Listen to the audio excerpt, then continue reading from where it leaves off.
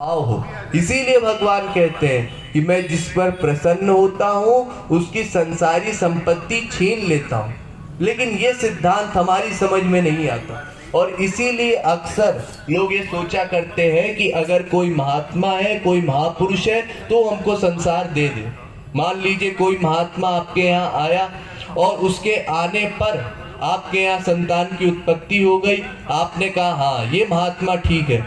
और कोई महात्मा गया और उसी दिन आपके यहाँ लड़का मर गया, आपने कहा ये पक्का राक्षस है। ये पैमाना हम सब ने लगा रखा है और इसी कारण से हम किसी महात्मा को समझ नहीं पाते। नंबर 3 सबसे इंपॉर्टेंट बात, वो क्या? महापुरुष का स्वभाव बालवत होता है, यानी एक छोटे से भोले बच्चे के जैसा स्वभाव होता है उसको कहीं भी किसी कार्य से कोई फर्क नहीं पड़ता। आप उसकी स्तुति गाए जा रहे हैं, आप बड़े महान हैं, आप ऐसे हैं वैसे हैं, तो भी नॉर्मल है, और अगर आप उसकी निंदा कर रहे हैं तो भी नॉर्मल है। दोनों में समान रहता है वो। निंदा स्तुति उभय सम ममता गम पद कंज। और गीता भी कहती है तुल्य निंदा स्तुतिर्मौनी संतुष्टो येन केनचित् अनिकेता स्थिरमति भक्तिर्मान में प्रियो नरा। और निंदा और स्तुति दोनों में समान रहता है। अरे महापुरुषों का तो ये सिद्धांत है कि निंदक नियरे राखिए आंगन कुटी छवाए बिन पानी साबुन बिना उज्जवल करे सुभाए। ये जो निंदक है ना, जिनसे हम लोग घबराया करते हैं, कोई हमारी बुराई ना करने पाए, कोई हमको कुछ बुरा ना कहने पाए, महापुरुष तो कहते हैं इनको तो अपने साथ रखना चाहिए, इनसे घबराना क्यों है? अरे ये लोग आकर के क्या करते हैं? फ्री फंड में आप में जो कमियां हैं वो आपको बताते रहते हैं, तुम्हारे अंदर ऐसी कमी है, तुम्हारे अंदर ऐसी कमी है, तो अपनी कमियों का हिसाब रखना चाहिए और फिर जब कमियां पता होंगी तभी तो उनको ठीक कर पाएंगे ना। तो ये तो आप ही का काम करके दे रहे हैं, इनसे परेशान क्यों होते हैं? कभी भी महापुरुष निंदकों से घबराते नहीं है। अरे हमारे यहाँ तो महापुरुषों के ऊपर कितने कितने जुल्म किए लोगों ने। हरिदास ठाकुर का हाल आपको पता ही होगा। हरिदास जी को ले गए और कितने बाजारों में कोड़े मारते हुए घुमाया गया और इतना गुस्सा आ गई भगवान को कि भगवान ने कहा अभी इनका वध कर देते हैं। लेकिन हरिदास जी कहने लगे नहीं प्रभु, इनको माफ कर दीजिए, इनके पास तो बुद्धि है ही नहीं ये समझने की कि ये किसके साथ क्या व्यवहार कर रहे हैं। इनके दिमाग में तो राजा का डर है और दूसरी तरफ क्रूरता भरी पड़ी है। तो अगर आप वास्तव में दयालु हैं, वास्तव में कृपालु हैं, तो इनकी बुद्धि बदल दीजिए, इन पर क्रोध ना कीजिए। संत तो इतना उदार होता है। एक और आख्यान है कि एक बार महात्मा बुद्ध के पास एक आदमी गया। वो आदमी बड़े क्रोध में था, तो जा करके सुबह से महात्मा बुद्ध को गालियां देने लगे। सुबह से गाली बकते बकते फिर शाम हो गई और शाम तक वो गालियां देता रहा। महात्मा बुद्ध की आंख खुली, उन्होंने देखा शाम हो गई है। अब वो व्यक्ति भी जरा थक गया था, सुबह से बोले जा रहा था। तो महात्मा बुद्ध ने अपने शिष्य को बुलाया, कहा देखो ये बेचारा सुबह से हमारे पास बैठा है, इसको तुमने खाना पानी भी नहीं दिया। अब वो कहता है ये आदमी है कि पत्थर है, हम सुबह से इसको गालियां दे रहे हैं और इसकी कोई प्रतिक्रिया नहीं है। आँख खोलने पर हमको एक आध गाली ये भी दे देता तो हमारे जिगर में थोड़ा ठंडक पहुंचती, ये तो हमको खाना पानी खिला रहा है। तो उसने कहा क्यों भाई महात्मा जी, मैंने आपको इतनी देर इतने श्लोक सुनाए, आपको क्या कुछ फर्क नहीं पड़ा? महात्मा बुद्ध ने कहा अच्छा एक बात बताओ, अगर मैं तुमको कुछ दूं, मैं तुमको एक फूल दूं और तुमने वो फूल स्वीकार नहीं किया, तो फूल किसके पास रहा? मेरे पास रहा। ऐसे ही तुमने मुझे सुबह से गालियां दी, मैंने स्वीकार नहीं की, तो मुझे क्यों फर्क पड़ेगा? मेरे किसी कार्य का मुझ पे फर्क पड़ेगा, लेकिन तुम अगर कुछ कर रहे हो और मैंने कुछ उसमें किया नहीं है तो मुझ पर क्यों फर्क पड़े? इसलिए मुझे कुछ बुरा नहीं लगा। मैं तो देख रहा था कि तुम सुबह से बैठे हो और थक गए हो, तुमने खाना भी नहीं खाया, इसलिए कहा जरा तुमको खाना खिला दिया जाए। तो वो वही शरणागत हो गया महात्मा बुद्ध के। खैर, तो महात्मा तो इतने उदार होते हैं, उनको किसी के कुछ बोलने से उनके हृदय पे कुछ फर्क नहीं पड़ता, क्योंकि उनको पता ही है ये जीव तो बेचारे सब अल्पज्ञ हैं, कम जानने वाले लोग हैं और माया के बंधन में जकड़े हुए, तो अपराध तो स्वाभाविक रूप से करेंगे। लेकिन फिर भी अगर ये माफी मांग ले या फिर भगवान की शरण में आ जाए तो इनका उद्धार हो सकता है। इसलिए वो तो इसी प्रयास में पड़े रहते हैं, लेकिन हम ये बातें नहीं समझ पाते और इसीलिए हम किसी महापुरुष को महापुरुष नहीं मान पाते। और अक्सर हमने किसी भी महापुरुष को उसके जीवन काल में उसको महापुरुष नहीं माना। जितने बड़े बड़े महात्मा है हमारे यहाँ, सूरदास आए उनको भी कह दिया ये बहुत बड़े ठग है। तुलसीदास जी आए तो उनको कह दिया अरे ये क्या भगवान को प्यार करेंगे। उनकी तो रामायण चुराने की स्कीम भी बनाई गई। काशी में बड़े बड़े विद्वानों ने उनको मारने की कोशिश की, उनकी रामायण जलाने की कोशिश की। आज उसी रामायण की बदौलत कितने पंडितों की आजीविका चल रही है। जितने महात्मा आए सबके साथ हमने यही किया। प्रहलाद आए उनको आग में झोंक दिया, खाई में फेंक दिया।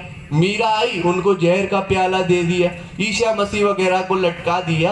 ये सब तरह के कार्य हमारी दुनिया में हुए। हमने कभी भी किसी महापुरुष को महापुरुष नहीं माना और इसमें कोई हमारी भी गलती नहीं है, क्योंकि हमारे ऊपर माया हावी थी। और ये 3 गुण की माया जिस समय जिस रूप में हावी थी, हमको वो महापुरुष वैसा ही दिखाई देने लगा। कभी हमारे ऊपर सतोगुण हावी हो गया तो महापुरुष भी सतोगुणी दिखाई देने लगा। कभी ऐसा लगने लगा हाँ सचमुच में महात्मा है। कभी रजोगुण हावी हो गया तो हमने कहा कि महात्मा तो नहीं है, लेकिन ठीक है हमारी तरह है, नॉर्मल इंसान है, ना अच्छा है ना बुरा है। और कभी तमोगुण हावी हो गया तो उसमें राक्षस भी दिखाई देने लगा। कहने लगे अरे ये तो हमसे भी गया गुजरा है, ये तो ऐसे ही संत बना फिरता है। ये तीनों तरह के जजमेंट हम देते हैं। क्यों? क्योंकि हमारे ऊपर माया हावी है, त्रिगुण हावी है, यही इसका रीजन है। अब इसके बाद समझिए चौथी बात, वेशभूषा के अनुसार हमको किसी व्यक्ति को महापुरुष नहीं मानना है। हमारे देश में सबसे बड़ी भ्रांति यही है कि अगर कोई महापुरुष है तो वो पीले कपड़े ही पहनेगा, कि जोगिया कपड़े ही पहनेगा, कि सन्यासी जैसी वेशभूषा ही होगी उसकी। ये सब हमारे मन का वहम है। क्योंकि देखिए हमारे यहाँ अनादिकाल से कितने महापुरुष हुए हैं, लेकिन क्या सबने पीले वस्त्र पहने हैं? ऐसा नहीं है। अरे कितने राजा महापुरुष हुए हैं। ध्रुव राजा थे, प्रहलाद राजा थे, दशरथ राजा थे, जनक राजा थे, अम्बरीश राजा थे। ये सब भी तो महापुरुष हैं। क्या ये सब पीला कपड़ा पहने घूम रहे हैं? अरे ये तो इतने बड़े बड़े मुकुट लगाए घूम रहे हैं, राजसी कपड़े पहने हुए, सारा ठाट बाट सब ऐश्वर्य है इनके पास। और विदेह जनक, ये तो इतने बड़े परमहंस है कि इनका नाम रख दिया विदेह, फिर भी उसके बाद सारा ठाट बाट है, इतने बड़े राजा हैं। तो ये कैसे हो रहा है? क्योंकि महापुरुष तो भीतर की स्थिति का नाम है ना, बाहर से कोई लेना देना नहीं है महापुरुष का। लेकिन हम अक्सर यही सोचते हैं कि अगर कोई महापुरुष है तो इसी तरह के कपड़े पहनेगा। अरे यूं समझिए, अगर कपड़े पहनने से आपके व्यक्तित्व में कोई चेंज आता है तो आप सब लोग कल से पीले कपड़े पहन करके आइए और ये देखिए कि अपने अंदर क्या परिवर्तन आ गया। क्या कोई परिवर्तन आता है पीले कपड़े पहनने से? अरे ये तो थोड़े से पैसों की बात है, कोई कपड़ा ले लिया सफेद, उसको पीला रंगा लिया, या तो ऐसे ही पीला कपड़ा खरीद लिया, उसको पहनने पर आदमी में कैसे परिवर्तन आ जाएगा? कोई परिवर्तन नहीं आता। तो जब आपके अंदर परिवर्तन नहीं आता तो संत के अंदर कैसे परिवर्तन आ जाएगा कपड़ा पहनने से? तो ये हमारा भोलापन है। और नहीं तो ऐसा कोशिश कीजिए कि एक दिन आप अपने ऑफिस चले जाइए पीला कपड़ा पहन करके, जैसे मैंने पहना हुआ है ऐसे आप एक दिन अपने ऑफिस चले जाइए ठीक इसी वेशभूषा में। फिर क्या हंसी होगी आपकी। सब जगह जहां आप जाएंगे तो सब आपको हंसते हुए देखेंगे। आप लोग कहेंगे क्या हो गया, आज क्यों सब हंस रहे हैं हमारे ऊपर? क्या हमने कुछ काम गड़बड़ की है? हमारे काम करने में कोई भूल हुई है हमसे? नहीं जी, काम तो सब ठीक हुआ है, लेकिन आपने जो इतने बढ़िया कपड़े पहन रखे हैं ना, इनसे हमारी नजरें नहीं हट पा रही। अजी ऐसा क्यों है? ये तो हमारे कपड़े हैं, ये कपड़े तो हम बदलते रहते हैं, कभी सफेद पहनते हैं, कभी नीला पहनते हैं, कभी पीला, कभी काला। ये तो कपड़े हैं, रंग है, इसमें क्या खास बात है? अजी नहीं, कपड़ों से बहुत फर्क पड़ता है जी। आप सूट पैंट में आते तो फिर हम मानते। आप ऑफिस में आए हैं, अरे यूं समझिए जैसे अगर आपके बेटे की शादी हो, अब अपने बेटे की शादी में आप अच्छे से तैयार होने की बजाय ऐसे ही लुंगी लपेट करके चले जाएं, या जो स्त्रियां हैं वो गाउन पहन करके चली जाएं, फिर देखिए क्या हंसी हो। अरे ये कैसे माँ बाप हैं, इनके लड़के की शादी है और ये देवी जी गाउन में आई है और इनके पति लुंगी बांध करके आए हैं, इनको इतना भी समय नहीं है कि ये ठीक से तैयार हो जाए। ये हाल है। तो संसार में अधिकतर वेशभूषा के अनुसार जजमेंट दिया जाता है, जबकि वेशभूषा से व्यक्तित्व का कोई भी लेना देना नहीं है। इस बात को हमको समझ लेना है। अब इसके बाद पांचवी बात, वो क्या? कोई भी व्यक्ति हमारा प्रारब्ध काट देगा, ये सोचना हमारी मूर्खता है। हम अक्सर ये आशा किया करते हैं कि अगर कोई महापुरुष है, कोई महात्मा है, तो हमारे प्रारब्ध में जो कुछ लिखा हो, जो कष्ट लिखा हो, उसको काट करके वो हमको सुख दे दे। अक्सर लोग भक्ति किया करते हैं, भगवान के पास जाया करते हैं, तो इसी इच्छा से जाया करते हैं कि हमको बहुत दुख है, बहुत कष्ट है, तो भगवान हमको सुख दे दे। संसारी सुख, स्वाभाविक रूप से हमको भगवत सुख का तो कोई आइडिया है नहीं, भगवान का विषय तो सब परोक्ष विषय है। तो हम ये जो संसारी सुख है ये भगवान से मांगा करते हैं और यही आशा किया करते हैं कि अगर वास्तव में कोई महापुरुष है, वास्तव में कोई भगवान का बंदा है, तो वो फिर हमको संसारी सुख देगा। अरे यूं समझिए कि एक तरफ आप अध्यात्म में क्यों आते हैं, भगवान के पास क्यों आते हैं? क्योंकि आपको संसार में सुख नहीं मिलता। संसार में सुख नहीं मिलता, इसीलिए तो भगवान के पास आते हैं। तो फिर भगवान के पास आके फिर संसार मांगने का क्या अभिप्राय है? अरे ये तो गधा भी जानता है कि भगवान में सुख है, संसार में सुख नहीं है, फिर भी सब लोग आकर के भगवान के पास संसारी संपत्ति मांगा करते हैं और उससे किसी को सुख नहीं मिलता। लेकिन फिर भी ये आशा करते हैं कि हमको भगवान संसार दे दे, संसारी संपत्ति भर दे, और इससे आपका काम भी नहीं बनेगा। तो महापुरुष किसे कहते हैं? जो व्यक्ति आपके रोम रोम में ये विश्वास भर दे कि संसार नश्वर है, संसार में आपको सुख नहीं मिलेगा, वही वास्तव में महापुरुष है। लेकिन अगर कोई महापुरुष संसार देने का दावा करने लगे तो फिर वो कैसा महापुरुष है? क्योंकि हम ऐसे ही संसार में परेशान हुए पड़े हैं। और इसको रामायण इस प्रकार से कहती है, जैसे ग्रह ग्रहित पुनि बात बत तापुनि बीछी मार, ताहि पिया यह बारुणी कहिए कहा उपचार। जैसे मान लीजिए एक बंदर है। अब बंदर स्वभाव से ही चंचल होता है, लेकिन ये और ज्यादा चंचल है। उसके बाद इसने वारुणी मदिरा भी पी ली है, शराब भी पी ली है, और उसके ऊपर इसको उन्माद रोग भी हो गया। एक खुजली का रोग होता है, खुजली का रोग और हो जाए अलग से। सोचिए क्या गति होगी उस बंदर की, उस वानर की।